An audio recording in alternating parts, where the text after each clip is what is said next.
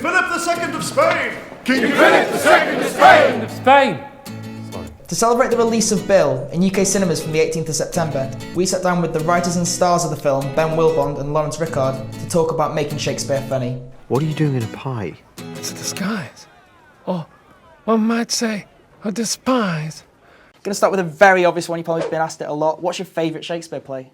Good one. We have been asked it, and it's one of those questions where every time you think you've come up with the best answer, someone else says one, and you go, "Oh no, that's great." I think mine's Much Ado. Yeah. I love that. And I love every adaptation I've seen on it. Of it. It's just so.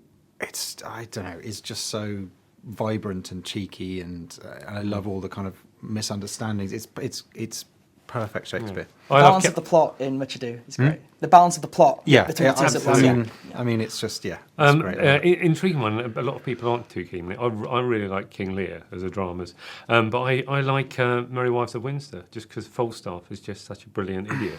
We like, as you may have noticed, we quite like idiotic characters, so he's up there. I've kind of noticed, yeah. So why did you guys choose to do Shakespeare as your film? Why was that the historical area you went for?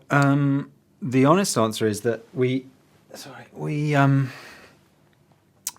we first started talking about film, he was the most obvious place to start with in history. It's like, well, everyone knows about Shakespeare, so he's kind of a touchstone character. You don't have to introduce it. Yeah, you can go, oh, it's a film about Shakespeare. Okay, fine, I get it. And also, the history of Shakespeare is sort of really enticing for us as writers because there's this black hole in his life, and people know what happened in his early life, and in his later life. But there's these sort of few years in the middle where no one's got a clue. So that's a really intriguing little hole into which you can put anything. So we put a really silly sort of story into it.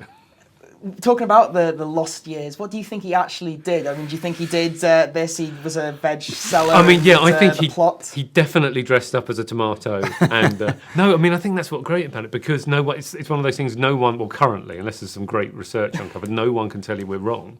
We might be right. I think it's unlikely. I think it's probably like what happened with most writers and actors when they try and start out, which was a few years of struggling and living in London and trying to make ends meet while he gets into acting and writing. Some great evenings seeking out the drinking dens of various writers and, meeting Marlowe and meeting Johnson and meeting all these interesting people, I'm sure. And I bet it was really cool. I'd love to go back there and see it'd be nice to have and then leave really quickly so I didn't get ill.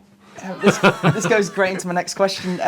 In terms of accuracy, obviously you've made up a lot of the facts of what Shakespeare was up to, but on a scale of 1 to 10, with 10 being you travelled back in time and you double-checked, and 1 being Braveheart, how accurate is the movie? I think we can say surprisingly accurate. The story is clearly ridiculous, but where it's being silly, it's so clear it's being silly. I think what we tried to do with the backdrop of it historically is be quite accurate what was happening politically, and King Philip of Spain, ridiculous character, but he was constantly trying to kill Queen Elizabeth or dethrone her and sort of convert England to Catholicism.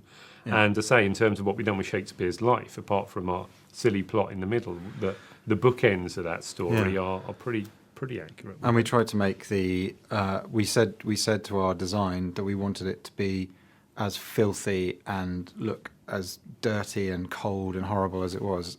Feel like you're there.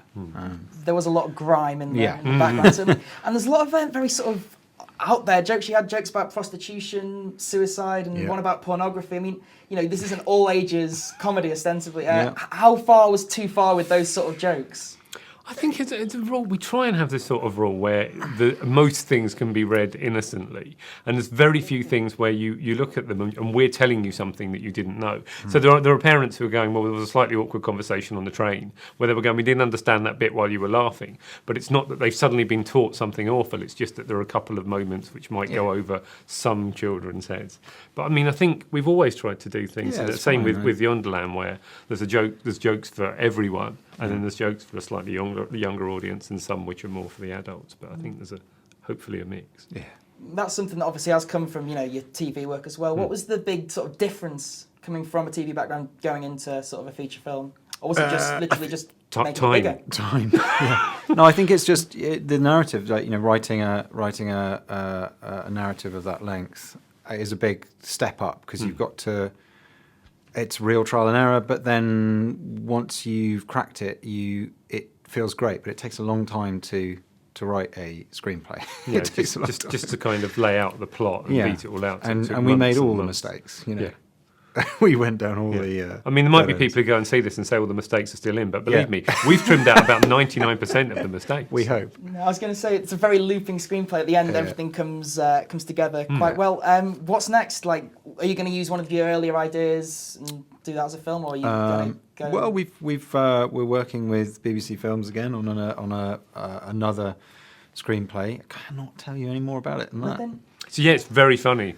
It's really There's a really good bit with I know I can't even say that. That's terrible, isn't it? That's worse than not answering the question. It's fine. It's fine. We'll edit it in something interesting. Great, thank you. Okay, last question. How hard was it to not make a joke about Anne Hathaway? Quite hard. Yeah. We got that all That was out of our very- system, actually. It's really interesting. It's particularly with kids when we're doing screenings and previews and things, and we say, and this is of course Martha who's playing Anne Hathaway, and that's a really confusing concept. We're going, but she is an actress. Yeah. Why you got an actress playing another actress? Yeah. But no, I think we really early on we got that toyed with and rejected the idea. It's a bit too anachronistic.